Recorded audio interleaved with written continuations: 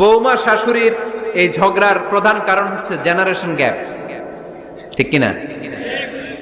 শাশুড়ি এক জেনারেশনের আর বৌমা আরেক জেনারেশনের। শাশুড়ি ভাবে একরকম, বৌমা ভাবে আরেক রকম। শাশুড়ি চায় বউর উপর খবরদারি করতে, বউ চায় শাশুড়ির উপর খবরদারি করতে। এই ডমিনেটিং এর কারণে কিলাকিলি আছে না নাই? আহা, এটা ঠিক না।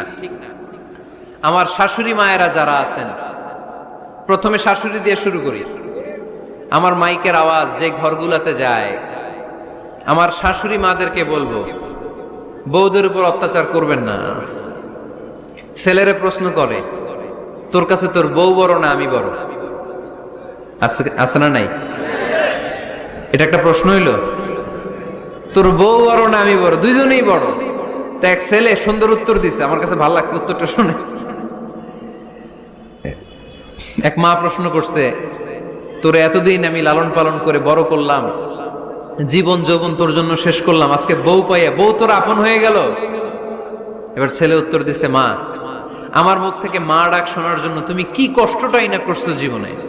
10 মাস আমারে পেটে ধারণ করলা, খাইতে পারো নাই, বমি করছো, খালি ওষুধ খাইছো, তোমার পেট কেটে আমারে বের করা হয়েছে, 2 বছর আমারে দুধ খাওয়াইছো, পেশাব পায়খানা পরিষ্কার করেছো। বয়স যখন 3-4 তখন তোমার আমি মা ডাকছি, এই মা ডাকটা শোনার জন্য তুমি এত কষ্ট করছো। আর আরেকবারের মাইয়া এই ঘরে আইসাই তোমার মা ডাকা শুরু করছে। যেই মেয়েটা তোমারে মা ডাকে সে আমার আপন হবে না কেন মা? ঠিক কিনা? এই মা ডাক শোনার জন্য তুমি এত কষ্ট করলা, আমার লালন পালন করলা, 10 মাস পেটে ধরলা, পেশাব পায়খানা পরিষ্কার করলা, এরপরে মা ডাক শুনতে পারছো। আর আরেকবারের মেয়ে জানা নাই চিনা নাই এসেই তোমার ডাকা শুরু করছে মা। তো যে আমার মারে মা ডাকে তার স্থান তো আমার কলিজায়, ঠিক কিনা?